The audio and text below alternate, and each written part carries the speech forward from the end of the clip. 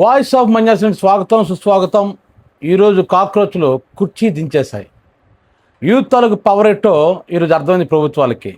వాళ్ళు తలచుకుంటే ప్రభుత్వం పవర్ నుంచి కింద దించేస్తాయన్న విషయాన్ని పూర్తిగా దేశ ప్రజలకి అర్థమయ్యేటట్టు చేశారు. చాలామంది యూత్ అంతా ఒకటై ఈ ప్రభుత్వాలకి అర్థం చేశాయి.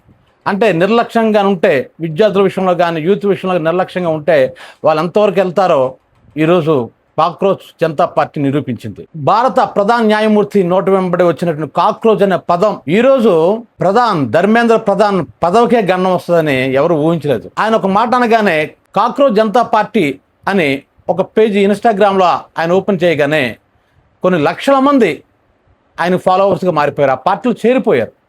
ఎంతకంటే మోడీ కంటే ఎక్కువ మంది ఫాలోవర్స్ అయ్యారు. చాలా మంది ఏమన్నారంటే ఇదంతా ఇన్స్టాగ్రామ్ పార్టీలు, అసలు ప్రజల్లోకి వస్తే తెలుస్తుంది, ఆడెక్కడ అమెరికాలో ఉన్నాడు అభిజిత్, అక్కడ నుంచి ట్వీట్లు చేయడం కాదు, ప్రజల్లోకి వస్తే తెలుస్తుంది, దమ్ముంటి ఇండియా రమ్మను అని గోధీ మీడియా ఆ రోజు వ్యాఖ్యానం చేసింది. అనుకున్నట్టుగానే అతను వచ్చాడు. ఇక్కడ డైరెక్ట్గా ఇంటికి కూడా వెళ్లకుండా జంతర్ మంతర్ దగ్గరికి వచ్చాడు, స్టార్ట్ చేశాడు ఒక ఉద్యమాన్ని. ఈ నీట్ పేపర్ లీక్ కారణమైనటువంటి ఆ విద్యాశాఖ మంత్రి, అంటే కారణం కాకపోవచ్చు కానీ అతను ఆ శాఖ మంత్రిగా ఉన్నాడు కాబట్టి ఆయన బాధ్యత వహించి రాజీనామా చేయాలని ఒక డిమాండ్తో దిగాడు.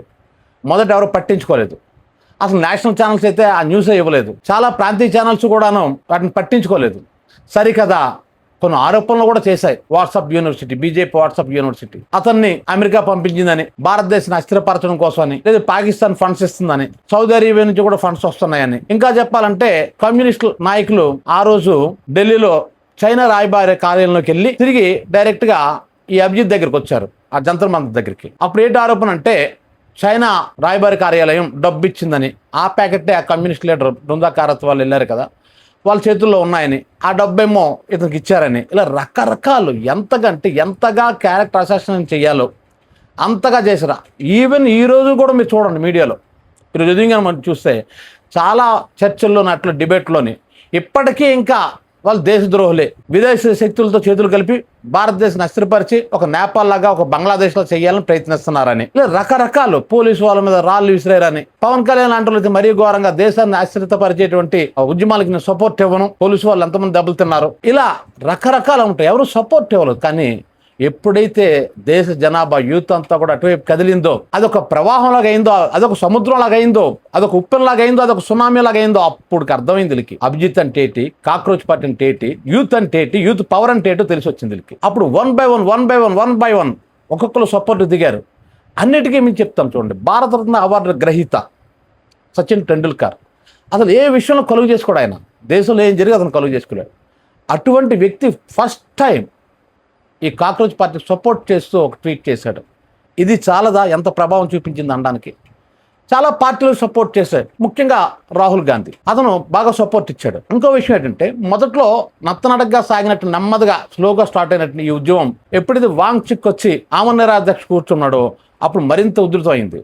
అతను ఎప్పుడైతే 20 రోజులు పైగా అతను ఆమరణ అధ్యక్ష చేసాడో ఇంకా అక్కడ కాంచి ఇంకా ఉధృతం అయిపోయి, ముఖ్యంగా పోలీసు వారు అక్కడ విద్యార్థినుల్ని కూడా, లేడీస్ అని కూడా చూడకుండా దారుణంగా కొట్టడం, వీడియోస్ రావటం, దాంతో నిజంగా యూత్లో ఒక రక్తం మరిగిపోయింది అందరికీ. అందుకే ఎవరు మట్టుగా ఇండివిజువల్గా వెళ్ళారు. ఇక్కడ రాజకీయ పార్టీలు అయితే డబ్బులు ఇచ్చో, బిర్యానీ ప్యాకెట్లు ఇచ్చో తీసుకుని వెళ్తారు. అలా కాదు, ఎక్కడెక్కడ వాళ్ళు హర్యానా నుంచి, పంజాబ్ నుంచి, హైదరాబాద్ నుంచి, కాన్పూర్ నుంచి, లక్నో నుంచి, ఇలా రకరకాల ప్లేసెస్ నుంచి వచ్చి అక్కడ సపోర్ట్ చేశారు. అంతేకాకుండా నేను ఫస్ట్ టైం నేను వీడియో చేసినప్పుడు ఈ కాక్రోచ్ పార్టీ గురించి నేను వీడియో చేసినప్పుడు మాట చెప్పాను ఏంటంటే, ఇది కేవలం అక్కడ జంతర్ మంతర్గా పరిమితం అవ్వదు, దేశం తల్లుకుంటా చూడండి అన్నాను. అన్నట్లుగానే మొత్తం దేశం తల్లుకుంది. అక్కడ వైజాగ్లో కూడా, విజయవాడలో కూడా, మరి తెలంగాణలో కూడా, ఒరిస్సాలో కూడా, ఎక్కడ చూడండి ప్రతి రాష్ట్రం కదా అంటుకుంటుంది. అందుకే ప్రధానమంత్రికి అర్థమైంది ఇక లాభం లేదు, ఇప్పుడు కానీ మనం కానీ చర్య తీసుకోకపోతే ఖచ్చితంగా ఇది ఇంకా ఉధృతమైన దావానలాగా అది వ్యాపిస్తుంది, అది మన పీఠానికే ఆ ఎసరు తగులుతుందనే విషయం అర్థమైన తర్వాత నిన్న రాత్రి ఆదరాబాదరాగా రాత్రి 2 గంటలప్పుడు కూడా ఒక వీడియో చేసి పెట్టాడు. తర్వాత ఈరోజు తెల్లవారు అయ్యేసరికి ఇప్పుడు 1 గంట ఈ టైంలో ఒక వార్త వచ్చింది, ధర్మేంద్ర ప్రధాన్ రాజీనామా చేశాడని. దాంతో అక్కడ సంబరాలు మిన్నంటుకున్నాయి. ఇది ఎందుకు చెప్తున్నానంటే ఈ బీజేపీకి ఉన్నటువంటి పెద్ద ఇదేంటంటే ఎవరైనా ప్రశ్నిస్తే చాలు వాళ్ళ మీద దేశద్రోహం ఇలాంటి, లేదా ఒక మతం ద్రోహం, హిందూ మతాన్ని నాశనం చేసేస్తాను అనడం, లేదా దేశద్రోహి, విదేశీ శక్తులతో చేతులు కలిపి అనడం, ఇలాగా వాళ్ళని భయపెట్టడం అంటే వాళ్ళ క్యారెక్టర్ అసాసినేట్ చేసి ప్రజల్లో వాళ్ళు పలుకుబడి లేకుండా చేశారని నిన్న కూడా జర్నలిస్ట్ స్థాయి లాంటి వాళ్ళు కూడా దీని వ్యతిరేకంగా మాట్లాడుతున్నారు. నాకు ఆశ్చర్యం వేసింది అనమాట. దీని వ్యతిరేకంగా మాట్లాడుతున్నారు. దేశం బాగుపడి దీనికి నచ్చదు, దేశం అభివృద్ధి చెందితే నచ్చదని. నేను అలాంటి వాళ్ళకి అడుగుతున్నాను, ఏంటి అభివృద్ధి చెంది చెప్పను. 200 లక్షల కోట్లు అప్పులో ఉన్నాం. మరి సంవత్సరానికి 2 కోట్ల ఉద్యోగాలు ఇస్తానన్నారు. ఇప్పుడు ఆయన వచ్చి 12 సంవత్సరాలు అవుతుంది, అంటే 24 కోట్ల ఉద్యోగాలు వచ్చాయి భారతీయులకి. మరి డాలర్ విలువ చూసుకున్నట్లయితే ఇప్పుడు మన రూపాయి విలువ ఎక్కడ ఉంది డాలర్తో పోల్చుకుంటే? ఇలా చెప్పుకుంటూ పోతే ఏంటి అభివృద్ధి చెందాం? 2 పూటలు భోజనం లేని వాళ్ళు ఈ దేశంలో ఎన్ని కోట్ల మంది ఉన్నారు? కానీ 2 పూటలు భోజనం దొరకని వాళ్ళు. ఇలా చూసుకుంటే బోల్డ్ మనం సాధించిన అభివృద్ధి అంటారు దీనికి. అంటే ప్రశ్నిస్తే ఈ మతం ముద్ర వేయటం, లేదంటే దేశద్రోహం ముద్ర వేయటం, లేదా దేశం అభివృద్ధి చెందిపోతే వీళ్ళు కళ్ళు కొడుతున్నాయని అనడం, ఇలాంటి మాటలతో క్యారెక్టర్ అసెస్మెంట్ చేయటం అనేది వీళ్ళకి అలవాటు అయిపోయింది. ఏదైనప్పుడు కూడా ఖచ్చితంగా మనం అభినందించాల్సింది మాత్రం అభిజిత్ని, అతను సపోర్ట్ నిలబడిన వాంగ్చుక్ని, మరి నేషనల్ లెవెల్లో ప్రతిపక్ష నాయకుడిగా ప్రతిపక్షంలో ఉండేటువంటి రాహుల్ గాంధీని. మరి రాహుల్ గాంధీకి దెబ్బలు కూడా తగిలే ఆ రోజు. వీళ్ళు వాళ్ళని చూడలేదు, అంత దీనిగా చేశారు. ఇంకో ముఖ్యంగా ఏంటంటే ఒక కానిస్టేబుల్ మనం ఖచ్చితంగా ఇక్కడ మనం అభినందించే తీరుతాం, తప్పదు. ఎందుకంటే ఆయన అక్కడే రాజీనామా చేశాడు. పిల్లలను కొట్టడానికి నా చేతులు రావట్లని రాజీనామా చేశాడు. మరి ఆ కానిస్టేబుల్ వెనకతలో కూడా విదేశీ శక్తులు ఉన్నాయా? మరి సచిన్ టెండూల్కర్ వెనకతలో విదేశీ శక్తులు ఉన్నాయా? వాళ్ళు సపోర్ట్ చేశారు కదా. సల్మాన్ ఖాన్ సపోర్ట్ చేశారు, ఆయన వెనక విదేశీ శక్తులు ఉన్నాయా? అది కాదు, గుండె రగిలిపోయింది యూత్కి. కేవలం మనకు పైకి కనబడుతుంది ఈ నీట్ ఎగ్జామ్ పేపర్ లీక్ అవటం. అయితే లీకులు చాలా ప్రభుత్వాలు జరిగాయి, కానీ ఈసారి ఎందుకు అంత ప్రాముఖ్యత వహించిందంటే దాదాపు 900 పైగా లీకులు జరిగాయి. అంతేకాకుండా ఏసారి లేనంతగా 22 మంది ఆత్మహత్యలు చేసుకున్నారు. అది తట్టుకోలేకపోయింది, దేశం తట్టుకోలేకపోయింది, యువత తట్టుకోలేకపోయింది. అందుకే ఎవరు పిలవకుండానే, ఎవరు ఆహ్వానం లేకుండానే అక్కడికి వెళ్తే పోలీసు వాళ్ళతో దెబ్బలు తింటాం తెలుసు. కొంతమంది అంటారు రీల్స్ తీసుకోవడానికి అక్కడికి వెళ్తున్నారు. అది మరీ దారుణమైన విమర్శ. అది రీల్స్ తీసుకోవడానికి అక్కడికి వెళ్ళలేదు, అక్కడికి వెళ్ళిన తర్వాత రీల్స్ తీసుకోవచ్చు కాక. ఒకళ్ళు రీల్స్ తీసుకోవాలంటే అంత దూరం ప్రయాణం చేసి జంతర్ మంతర్ దగ్గరికి వెళ్ళి పోలీసులు తంతుంటే, టీఆర్ గ్యాసులు విడిచిపెడుతుంటే, లాఠీ కర్రలకి మేకులు కొట్టివరకు కొడుతుంటే, అది చర్మాలు చీల్చేస్తుంటే అక్కడికి వెళ్ళి ఎవరైనా డ్రిల్స్ తీసుకుంటాడా? తీసుకోవడం కోసం ఎవరైనా వెళ్ళిన తర్వాత తీసుకోవచ్చు, అది తేడా. అదేవిధంగా సంఘ విద్రోహ శక్తులు ఉన్నారంట. సంఘ విద్రోహ శక్తులు ఎవరు అవకాశం ఇచ్చారు? పోలీసు వారు ఇచ్చారు. పోలీసు వారు పక్కన సివిల్ డ్రెస్సులు కొడుతుంటే అసలు మీరు ఎవరైనా అడగలరు? పోలీసు వాళ్ళని అడిగారా? మరి రాళ్ళ దెబ్బలు ఎవరు వేశారు, ఎవరి మీద వేశారు? ఇవన్నీ ఎంక్వైరీ జరగాలి. ఎందుకంటే ఇది ప్రభుత్వం ఆడించిన నాటకమా, పోలీసులు ఆడే నాటకమా, లేదు నిజంగా కాక్రోచ్ పట్టే విధంగా చేసిన తేలాలి కదా. అయితే ఒకనొక మూమెంట్ కొట్టారు, పోలీసు వాళ్ళని కూడా కొట్టారు. ఎందుకు? సాధారణ చచ్చిపోయింది. ఇక్కడ ఒక విషయం చెప్తాను చూడండి.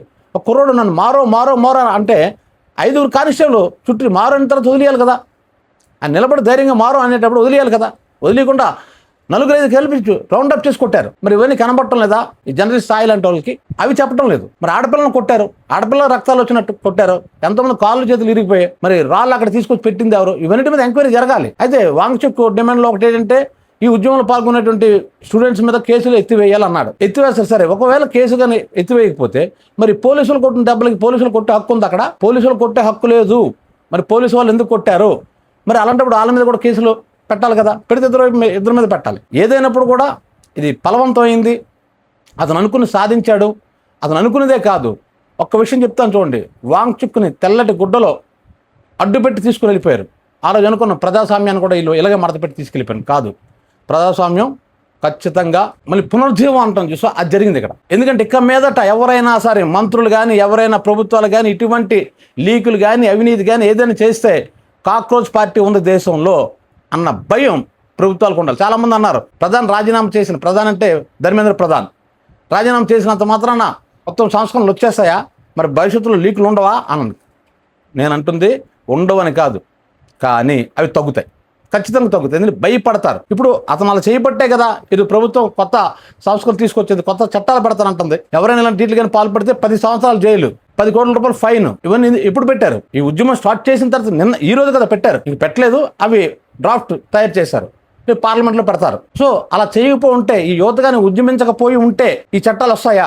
అందుకే చెప్తున్నాం, ఇక మీదట అయినా సరే అది స్టేట్ మంత్రులైనా లేదు సెంట్రల్ గవర్నమెంట్కి సంబంధించిన మంత్రులైనా ఎవరైనా సరే ఇక మీదట ఒళ్ళు దగ్గరుంచుకొని వాళ్ళు నిర్వహిస్తున్న శాఖ మీద పూర్తి పట్టు సంపాదించుకొని దాని మీద నిఘా పెట్టి ఎక్కడ ఏ అవినీతి కానీ ఇలాంటి లీకులు కానీ ఏం లేకుండా ఉండే భయం అన్నది మంత్రుల్లో కలగజేశాడు కాక్రోచులు. ఆ రోజు కాక్రోచులు అంటే హిట్ కొడితే పోద్ది కదా అనుకున్నాను. హిట్ కొడితే పోవు, అది హిట్ కొట్టాయి. ఇప్పుడు డబ్బు కీలు పడిపోయారు. ఈ వీడియో మీకు నచ్చినట్లయితే వాయిస్ ఆఫ్ మంజాస్కి లైక్ చేయండి, షేర్ చేయండి, సబ్స్క్రైబ్ చేయండి.